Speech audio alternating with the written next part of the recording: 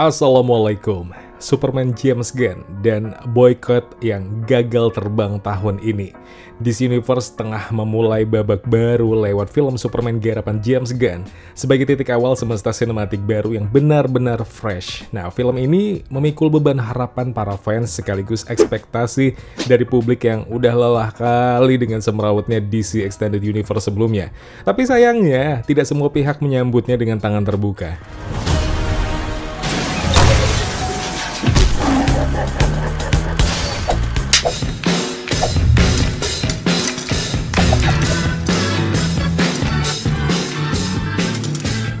Di sudut dunia maya, muncul sekelompok kecil yang masih belum bisa move on dari eranya Snyderverse. Bukan hanya menolak untuk mengikuti arah baru DC, mereka bahkan memilih jalur konfrontatif menyerukan boykot terhadap Superman James Gunn.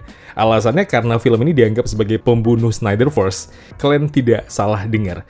Bukan karena kualitas film atau alasan etis, melainkan karena fanatisme divisi kreator sebelumnya.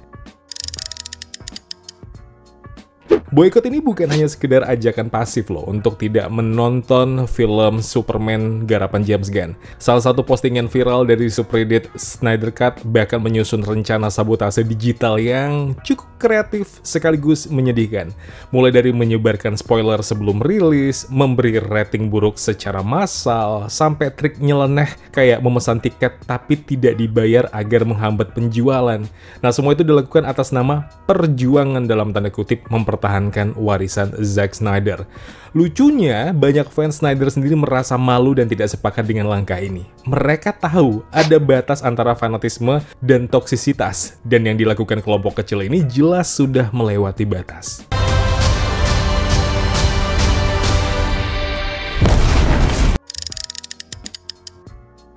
Menanggapi gerakan ini, si Jamesnya sendiri emang gak panik. Bahkan dalam salah satu komentarnya di Threads, dia menyebut ringan, "LOL, I think we'll survive." Yes, dia juga menyindir kalau mungkin hanya 8 orang yang mendengarkan ajakan boykot itu.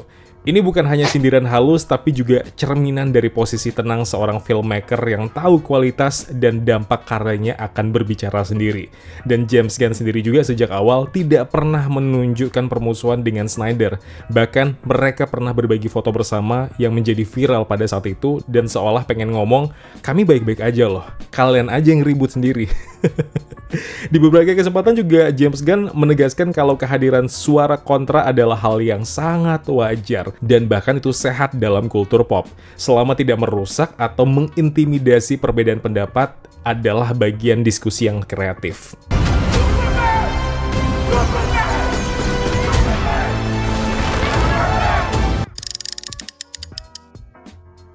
Nah, apa yang terjadi sama Superman ini mencerminkan masalah yang lebih besar dalam fandom modern. Ketidakmampuan menerima perubahan. Bagi sebagian fans garis keras, keberhasilan hanya valid jika sesuai dengan ekspektasi pribadi mereka. Dan ketika studio mengambil arah lain, bahkan dengan niat yang sangat baik, mereka memilih merusaknya daripada memberikannya kesempatan. Nah, boykot terhadap Superman bukan hanya sia-sia, tapi juga kontraproduktif. Publik sudah jenuh dengan drama internal DC Extended Universe. Mereka tidak peduli dengan perseteruan kreator atau lini masa alternatif. Mereka hanya ingin film yang bagus, karakter yang kuat, dan cerita yang menarik. Nah, jika James Gunn bisa menyajikan itu semua, so film ini akan sukses dengan atau tanpa dukungan kaum boykot.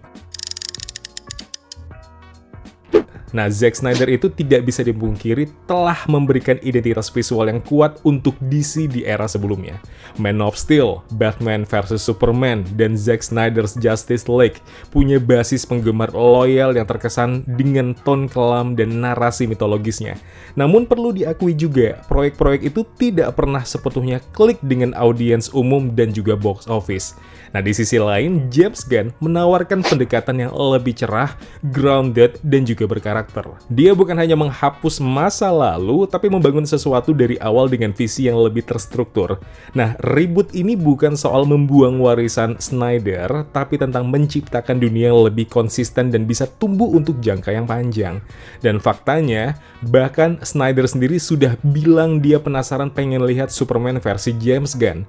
Dan kalau yang bersangkutan saja tidak punya masalah, kenapa fansnya harus lebih militan dari sang jenderalnya sendiri?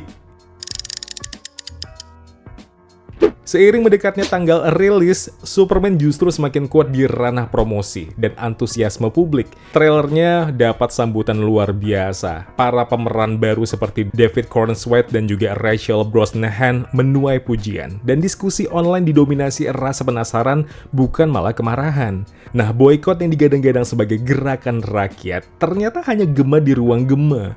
Upaya review bombing dan sabotase tiket terbukti minim pengaruhnya. Dunia nyata tidak bergerak sekeras algoritma sosial media loh, dan kenyataannya, publik malah lebih tertarik sama film baru yang menjanjikan pengalaman segar, bukan drama penggemar yang sibuk nostalgia dan marah-marah. That's what makes you who you are.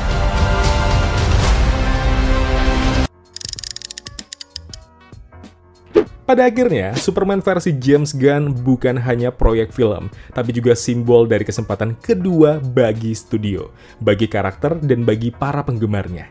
Ini momen untuk memulai dari awal, belajar dari kesalahan, dan menyatukan kembali komunitas fandom yang selama ini terpecah belah. Untuk para fans Snyderverse, nggak perlu musuhi masa depan hanya karena masa lalu Anda tidak berjalan sesuai dengan harapan. Dan untuk fans baru DCU, tetap kritis tapi jangan jadi arogan. Kita semua pecinta cerita, bukan pemilik tunggal kisahnya. Karena dalam semesta yang luas seperti DC ini, selalu ada kok ruang untuk lebih dari satu interpretasi. Penutup, biarkan film bicara. Di era ketika informasi dan opini begitu cepat menyebar, kadang kita lupa kalau film bukanlah milik satu kelompok fans saja. Superman James Gunn adalah kesempatan kedua, atau mungkin kesempatan terakhir bagi DC untuk merestorasi reputasinya. Jadi, daripada merusak, kenapa tidak menonton dulu sebelum menghakimi, ya kan? Lagi pula, seperti kata James Gunn, it's alright to have an opposing force every once in a while. Tapi yang terpenting adalah jangan sampai kita jadi penjahat dalam cerita orang lain hanya karena tidak suka cara mereka menulis kisahnya. Silahkan like video ini kalau kalian suka, silahkan dislike kalau kalian tidak sependapat dengan apa yang kusampaikan dari tadi, dan jangan lupa juga untuk share pendapat kalian di kolom komentar mengenai boykot-boykotan Superman James Gunn ini. Subscribe channel Kawan Review, ajak teman-teman kalian biar banyak lagi yang kenal, banyak lagi yang sayang, banyak lagi yang nonton channel review film ini. Kalau begitu aku Zain pamit undur diri, kita ketemu lagi di video spotlight berikutnya. Wassalamualaikum. I'll go get him for you. Ya kawan-kawan, terima kasih telah menonton video Spotlight ini. Jangan lupa klik tombol like-nya kalau kalian suka, klik tombol dislike kalau tidak suka. Klik juga tombol subscribe dan bel notifikasinya biar nggak ketinggalan review-review film terupdate lainnya. Kalau begitu, aku Zain pamit undur diri. Kita ketemu lagi di video berikutnya. Wassalamualaikum.